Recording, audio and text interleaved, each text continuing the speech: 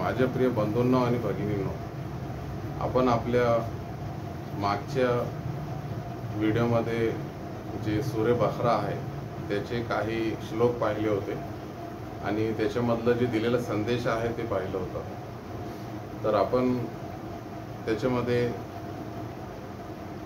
श्लोक क्रमांक जे आहे 42, 43, 44 आणि 45 पाहिलं होतं। आणि त्याच्यामध्ये आपण बघितलं होतं की आता जे श्लोक क्रमांक 40 आहे त्याच्यापासून आता जे बनी इस्राईल आहे त्यांच्याबद्दल उल्लेख केला जात आहे आणि हे खूप म्हणजे सूर्य बखरामध्ये त्यांच्याबद्दलच जास्तीत जास्त सांगितलेलं आहे।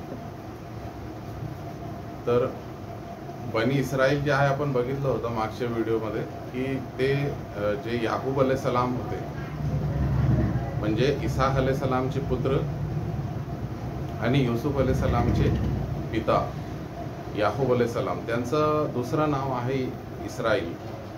आणि याकूब अलैहिस्सलामचे जे मुलं आहेत त्यांना 12 मुलं होते आणि त्यांच्यापासून जे चाललेली जे नसल आहे त्याला बनी इस्राईल असं म्हटलं जातं।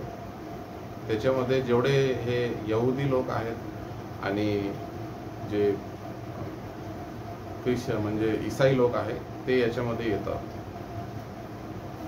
तर मागच्या काही श्लोकांमध्ये त्यांना असं सांगितलं होतं अल्लाहने की मी जे तुमच्यावर कृपा देणगी केलेली आहे त्याचे स्मरण करा आणि माझ्यासोबत जे करार आणि वचन तुम्ही केलेलं आहे ते पूर्ण करा आणि मी तुमच्यासोबत केलेलं करार वचन जे आहे ते पूर्ण करणार।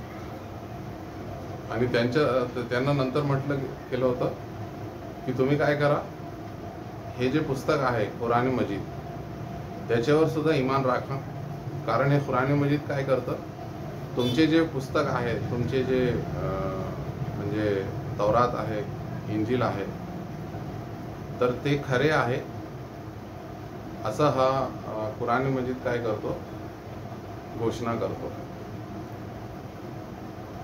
आणि त्यांना असं म्हटलं गेलं की तुम्ही म्हणजे कुराण मजीदचा इन्कार करणारे पहिले बनू नका, यहुदींना असं म्हटलेलं आहे। आणि सर्वश्रेष्ठ अल्लाहने त्यांना म्हटलं की माझ्या आयातींना थोड्याशा पैशांमध्ये विकू नका। आणि त्यांना असं म्हटलं गेलं की तुम्ही भय फक्त अल्लाहचंच राखा आणि मनुष्यांचा भय राखू नका। त्याच्यानंतर आपण पाहिलं होतं की त्यांना श्लोक क्रमांक 42 मध्ये असं म्हटलं गेलं की सत्य आणि असत्य जे आहे त्याचं भेसळ करू नका आणि त्याचं भेसळ सुद्धा करू नका आणि जे सत्य आहे त्याला लपू नका, कारण तुमच्याकडे पुस्तक आहे, तौरात आहे, तुम्ही त्याला वाचता, त्याला समजता, तर जाणून बुजून असं करू नका। नंतर त्यांना म्हटलं गेलं की जे नमाज आहे ते कायम करा, नमाज अदा करा, जे जकात आहे ते सुद्धा द्या आणि जे रुकू करणारे आहेत त्यांच्यासोबत काय करा, रुकू करा, किंवा झुकणारे जे लोक आहेत त्यांच्यासोबत झुका नमाज अदा करताना। कारण यहुदींच्या नमाजमध्ये त्यावेळी रुकू नव्हता किंवा झुकण्याची प्रथा नव्हती। त्याच्यानंतर त्यांना असं म्हटलेलं आहे की तुम्ही लोकांना तर चांगले काम करण्याची किंवा पुण्य करण्याची आदेश तुम्ही देता, पण तुम्ही स्वतः पुण्य करत नाही आणि स्वतःला विसरून जाता।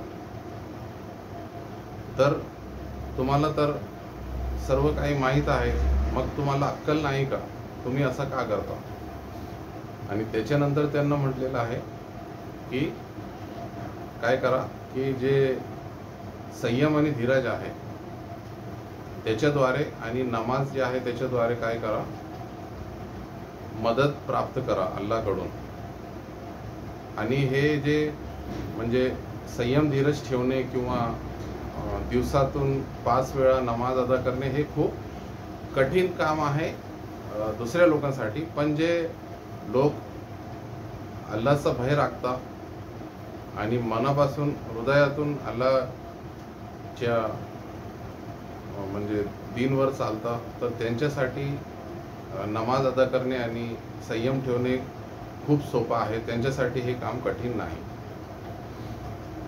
आता आपल्याला बघायचं आहे श्लोक क्रमांक 46 मध्ये म्हटलेलं आहे की हे जे लोक असतात जे मनापासून सर्वश्रेष्ठ अल्लाहच्या प्रत्येक आदेशाला म्हणजे त्याचं पालन करतात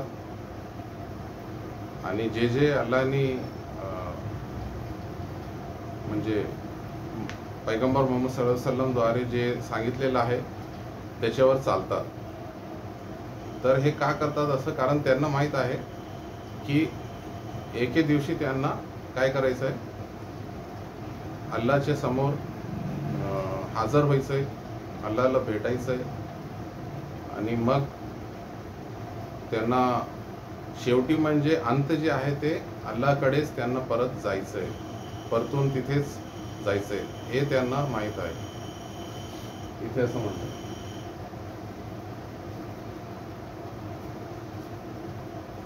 आणि मग परत एक अजून एक गोष्ट इथे सांगितलेली आहे अल्लाहने की माझ्या कृपा देणगीचे स्मरण करा जे मी तुमच्यावर केले. म्हणजे तुम्हाला आपण बघितलं होतं मागच्या व्हिडिओमध्ये. आणि अल्लाहने इथे म्हटलं की मी तुम्हाला जेवढं जग आहे आणि जगातील जेवढे लोक आहेत सर्वांवर मी तुम्हाला काय प्रदान केलेली आहे, श्रेष्ठता प्रदान केलेली आहे. म्हणजे जे यहुदी लोक होते तर त्यांच्यावर सर्वात मोठं जे देणगी होती अल्लाहची कृपा होती ती ही होती की त्यांना जगातील सर्व लोकांवर त्यांना श्रेष्ठता प्रदान केली होती अल्लाह. पण त्यांनी काय केलं की अल्लाहचे जे आदेश आहेत त्यांचं उल्लंघन केलं. तौरातमधले जे काही दिलेलं आहे त्याच्यामध्ये बदल केलं, त्याला बदलून टाकलं आणि त्याच्यामुळे मग काय झालं, अल्लाहने त्यांना म्हणजे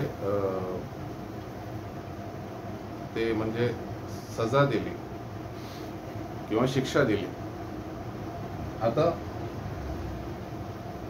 आणि त्याच्यानंतर असं म्हटलेलं आहे ते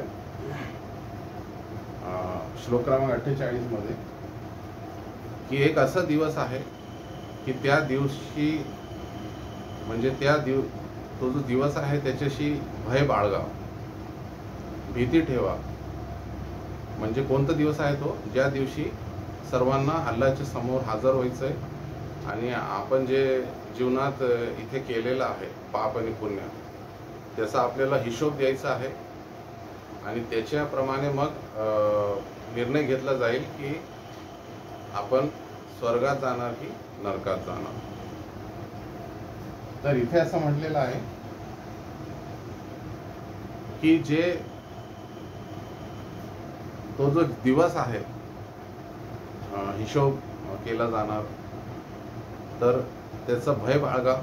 कारण त्या दिवशी कोणीही व्यक्ती कोणाला मदत करू शकणार नाही. म्हणजे त्या दिवशी आई सुद्धा मुलीला किंवा मुलाला काही मदत करू शकणार नाही, शिफारस चालणार नाही तिथे अल्लाह समोर कोणाची. आणि मुली किंवा मुलगा सुद्धा आईबद्दल काही शिफारस करू शकणार नाही, आईची मदत करू शकणार नाही. किंवा वडील सुद्धा आपल्या मुलांबद्दल शिफारिश करू शकणार नाही अल्लाह समोर किंवा मदत करू शकणार नाही मुलांना. आणि मुलं सुद्धा वडिलांना मदत करू शकणार नाही आणि अल्लाह समोर शिफारिश त्यांची चालणार नाही. तो असा दिवस आहे. म्हणजे प्रत्येकाने जे केलं त्याचा बदला त्याला मिळणार. म्हणजे वडिलांनी जर पुण्य केले असेल तर त्याचा बदला मुलांना मिळणार नाही आणि मुलांनी जर पुण्य केले असेल तर त्याचा बदला वडिलांना मिळणार नाही. किंवा वडिलांच्या पापांची शिक्षा मुलांना नाही मिळणार आणि मुलांच्या पापांची शिक्षा वडिलांना नाही मिळणार. तर आणि कोणाची शिफारस तिथे चालणार नाही. मग तो एखाद्या पैगंबरांचा मुलगा असो किंवा वडील असो, पण तिथे पैगंबरांची सुद्धा शिफारस चालणार नाही. का नाही चालणार? कारण त्यांनी काय केलं होतं की ईमान राखलं नव्हतं अल्लाहवर आणि एक अल्लाह जे आहे तर त्यांची उपासना केली नव्हती त्याने, पण अल्लाहसोबत दुसऱ्या लोकांना त्याच्या उपासनेमध्ये त्यांनी सामील केलं होतं. त्याच्यामुळे तिथे कोणालाही म्हणजे एखाद्या माणसाचा बदला दुसऱ्याला दिला जाणार नाही. आणि तो असा दिवस असेल, भयंकर दिवस असेल, की तिथे कोणताही मोबदला, कोणी जर म्हटलं की मी काही देऊन किंवा माझ्या मुलांचे पुण्य देऊन मला सुटकारा पाहिजे, तर असं तिथे मोबदला स्वीकारला जाणार नाही अल्लाकडून, आणि ते मोबदला घेऊन कोणालाही सोडलं जाणार नाही. आणि मग शेवटी काय म्हटलेलं आहे की तिथे कोणाची मदत पण केली जाणार नाही, पण म्हणजे तिथे कोणीही कोणाची मदत करू शकणार नाही. म्हणजे याच्यावरून आपल्याला असं समजतं की जे काही करायचं आहे आपल्याला इथेच करावं लागेल. म्हणजे इथे आपण जे काही केलं आपल्या मृत्यूच्या आधी, म्हणजे पुण्य असो पाप असो, तर तेच आपल्याला तिथे कामाला येणार. आणि फक्त आपले पुण्य आणि आपले पाप आपल्याच म्हणजे आपले पाप आपल्याच कामाला येणार तिथे, पुण्य जे आहे. आणि आपले जे पाप आहे त्याची शिक्षा फक्त आपल्यालाच भेटणार. आणि इथे जे केलं तेच तिथे धरलं जाणार. त्याच्यामुळे आणि दुसरं कोणी जर आपलं नातेवाईक असो त्यांनी जर कोणतंही पुण्य केलं असेल ते आपल्या कोणत्याही कामाचं येणार नाही तिथे. आणि तो जो नातेवाईक आहे आपली कोणतीही मदत तिथे करणार नाही, कारण त्याला सुद्धा तिथे मदतीची गरज असेल तर तो आपल्याकडून अपेक्षा करणार की आपण त्याची मदत करणार, पण आपण सुद्धा त्याची मदत करू शकणार नाही.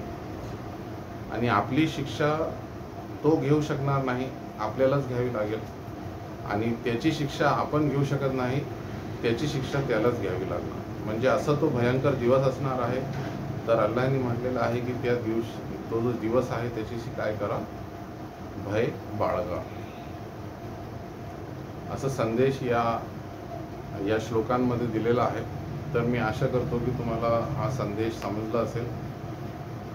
तर या व्हिडिओला लाईक करा आणि शेअर करा, आणि हे जे चॅनल आहे त्याला काय करा, सबस्क्राईब करा.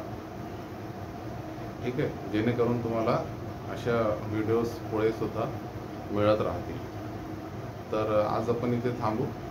जे पुढचे श्लोक आहे आणि त्याच्यामधला संदेश आहे ते आपण पुढच्या व्हिडिओमध्ये बघू. आज आपण इथे थांबू.